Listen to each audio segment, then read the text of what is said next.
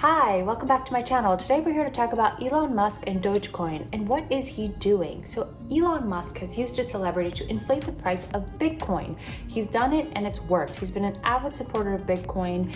Tesla, his own company, has bought more than 1.5 billion in Bitcoin as of February of this year. And in fact, the company reported earnings and made 272 million in profit from the sale of their partial position of Bitcoin. That's more than Tesla made from selling cars. So you can see the power that the celebrities have over endorsing products. I mean, this is nothing new. You can say, is what Elon Musk doing ethical? Well, if you want to point the finger at him, you also have to point the finger at some of your favorite athletes and celebrities that you know, because this has been done and done and done before. It's one of the very perks of being famous. While sports contracts, Hollywood contracts may be pretty steep in the millions, sponsorship deals are often much more than that, and that is one of the perks of being a celebrity. To give you an example, Steph Curry gets paid by Under Armour for his sponsorship a lofty $42 million. That's more than what the NBA pays him for his Golden State Warriors contract. Or looking at Cristiano Ronaldo, one of the most loved celebrities of all time, actually has a lifetime sponsorship contract from Nike, which started out in 2013 and is already set to exceed $1 billion. These savvy celebrities catch on quick. Why get paid for endorsing somebody else's product or service? Why not create your own product and service and really keep all of that beautiful product from the power of your celebrity to yourself? This is the crux of the influencer market. You have regular people getting catapulted into fame, into celebritydom, and what do? Well, as soon as they hit the point of critical mass in their followings, they come out with their own brands. So a lot of them get started by being brand ambassadors for existing luxury brands like Dior. And then what do? They get to the point where they need to start making their own brands so they can really sustain this lifestyle that they've created, because who knows if there's platforms such as Instagram and Facebook and TikTok will be around. So what a way to stabilize your earnings by creating companies that will outlast your celebrity for the future. So examples of this are Megan Merciles's Gizu, or Camila Coelho's beauty brand Ella Luz, or fellow New York Danielle Bernstein for her namesake line and We Were What. And then you have celebrity endorsements, which actually kind of leave you wondering, are they really endorsements? But then you know that all publicity is good publicity, such as when we had Mark Cuban on Ellen last week talk about Dogecoin and suggested that buying Dogecoin was better than buying a lottery ticket. That's not exactly untrue, but doesn't really leave you with a very powerful feeling either which way. You're not exactly like, oh gee, thanks, I think I'm gonna go buy Dogecoin then instead of the lottery ticket I was gonna spend my dollar on. Now, what does that exactly mean? Well, a lot of things come to mind when you think about buying a lottery ticket, such as the small chances of winning, and so many other things are much more likely to happen in your life. One of those things being penny stocks. Buying a penny stock is definitely more likely to pay off for you than buying a lottery ticket. Is it worth it?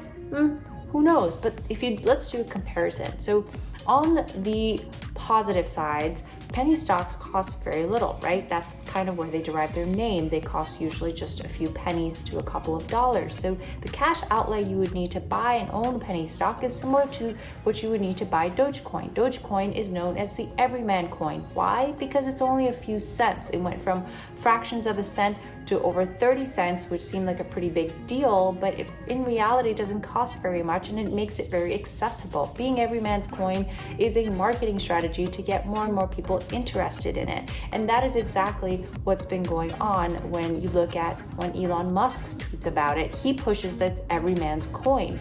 In contrast, you have Bitcoin in the 50-some thousand US dollars, equivalent now to one Bitcoin, and Ether, which is a few $1,000s. So they are really for the elite, for those who have that kind of disposable income that they can to invest in these sort of alternative assets. And then you have Dogecoin, right? Like a penny stock, affordable by almost anyone who's looking to make an investment. Now, looking at the downsides, yeah, just like a penny stock, it is definitely a target for schemes like pump and dump schemes. People who buy a bunch of it to manipulate the market, run up the price, and then quickly sell it to claim a profit. It does have the same pitfalls as penny stocks as well, except for the fact that the penny stocks are at least still regulated, whereas Dogecoin is not. There's anonymity here. Now, the reality is penny stocks are not being endorsed by Elon Musk, and Elon Musk already did this with Bitcoin. So we've seen this tried and tested process. As long as he doesn't disappear overnight and his celebrity doesn't go away or fade, we are almost guaranteed to see a surge in the price of Dogecoin and the interest level to remain there for as long as he keeps tweeting about it and increasing his own position or his company's position. So now let's talk about the quirky beginnings of Dogecoin. So I think this is actually a really supreme marketing tactic. The founders of Dogecoin actually started off as a satirical comment of how easy it is to create altcoins, so easy that they created a fake one and said, this is the next big thing.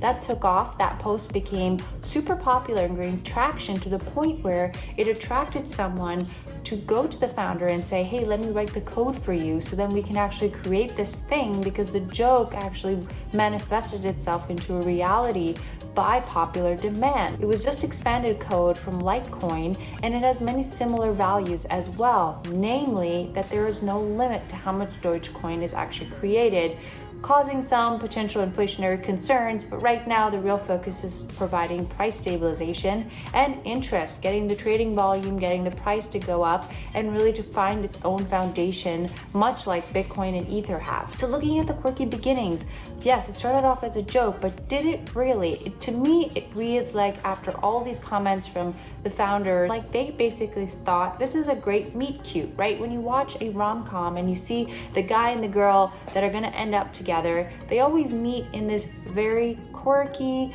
funny, interesting setup where you know that they're going to end up together. And that's how the commentary on how Dogecoin gets started reads to me. It's like, what a great meet cute to say, hey, yeah, we found this really weird looking meme with the Shiba Inu dog's eyes bugged out, and we thought, why not create a altcoin with the same meme by taking advantage of a meme that was already popular and then putting that on the face of a gold coin.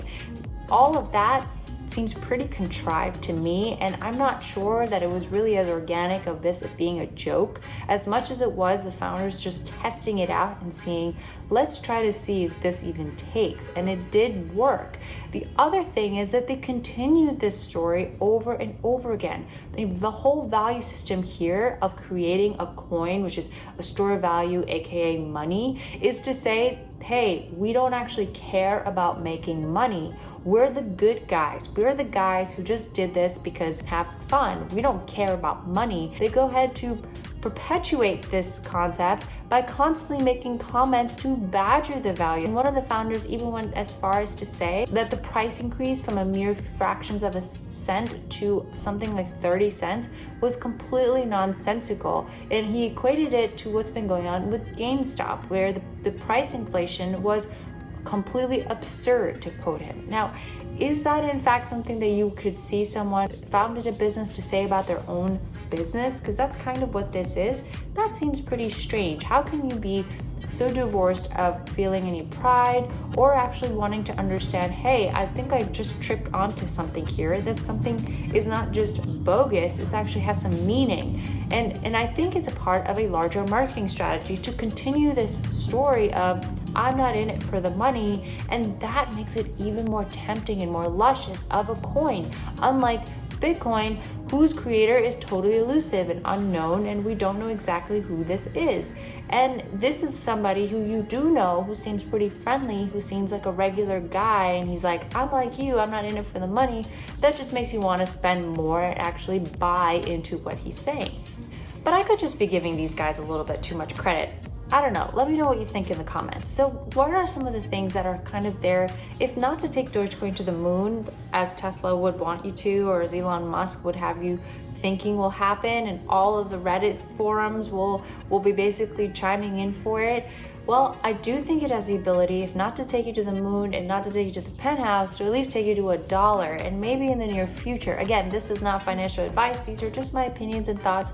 They're totally just my views, and I am not an expert by any means. But what do I think is in store? Well, a big part of this is validity. Now, Coinbase is the only SEC-approved exchange, as we know, does not list Dogecoin as one of its available currencies. That is a bit strange, but they haven't actually said anything against it either, nor have they announced any plans to bring it on. My guess is they're waiting for it to hit some kind of floor, something maybe like $1 or some kind of stability, so that it could then be introduced on Coinbase. Once it's on Coinbase, that's going to introduce it to its millions and millions of users and stabilize the price and further popularize the coin. To remind everybody, Coinbase makes money by charging trading fees on the notional traded. So the more people they think are going to be interested in buying Dogecoin, the more money they stand to make. So let's keep an eye out for that, as there is a lot of opportunity there to explore. And then the obvious, Musk has already started making his tweets about Dogecoin, right? Take Dogecoin to the moon. We've seen this tried and tested with his actions at Bitcoin. And lastly, let's keep in mind that Dogecoin's upside is so much greater than Bitcoin's or Ether's because it is such a low value coin at the moment. You can spend a few cents and get yourself an entire Dogecoin, which is something you can't do with Bitcoin because of its super lofty price. Where can you buy Dogecoin? If you are a believer, you think it's going to go to the moon, there are exchanges that you can buy it on currently. They are Binance, Kraken, OKX, and Uphold.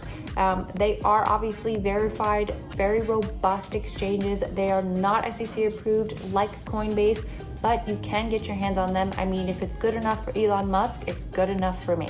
All right, guys, that's it for today. Let me know what you think. Are you gonna buy Dogecoin? Do you already own some? And if not, what's holding you back?